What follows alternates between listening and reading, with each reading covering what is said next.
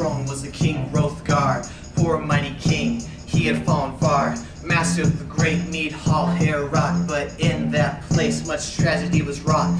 Plagued by a bloody demon of the night, hope was vanishing from everyone's sight. But alas, there was one last ray of light, a heavenly to cast out the night. A hero was coming to them to fight, and by God's grace he'd set everything right.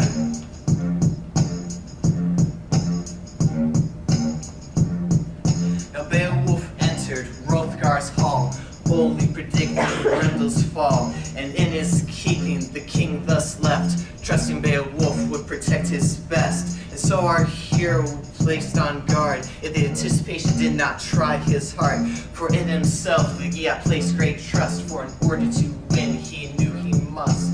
And so the glooming stage was set, the worst of hell against heaven's best.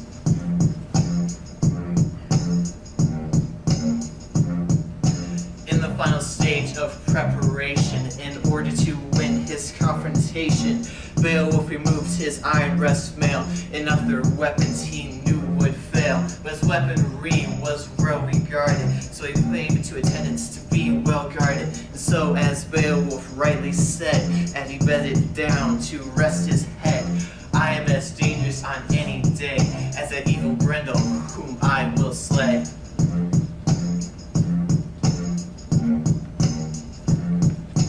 With Beowulf was his great company, the sea-roving men who showed bravery. They chose to make the sacrifice and entrusted Beowulf with their lives. And none of those men had ever dreamed that he might not ever again see their homes that were off afar. But they were committed to King Hrothgar, but over more attached to their lord, for whom each would die of the sword.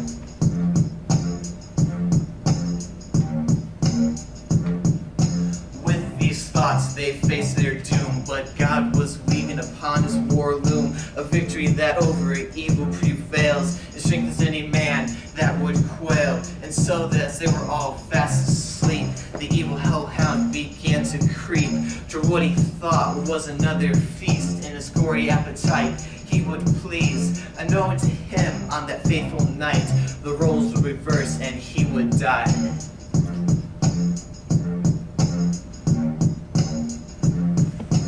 Grendel broke into the great Heorot and pounced upon the first Geat. And so Grendel's night began as planned, and he fed on his blood like one of the damned. But alas, this was the last of his gory prey. His next target would not be so easy. Beowulf sprung from his dreamy seat, and with murder in his mind he rose to his feet. The evil foe had existed too long, and Beowulf purposed to right that wrong.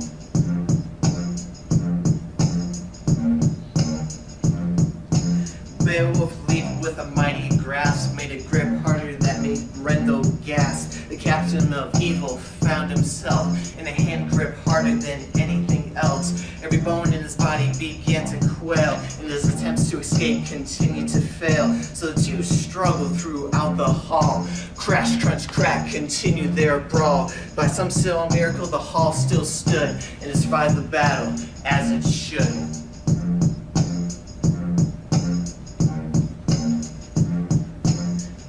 End, while both were in pain, Beowulf was defended by his mighty thanes. Sinews split and bone lappings burst, and Grendel suffered a grievous hurt. And losing his arm, thus he fled, and by the morning he was quite dead. Beowulf in this way made good on his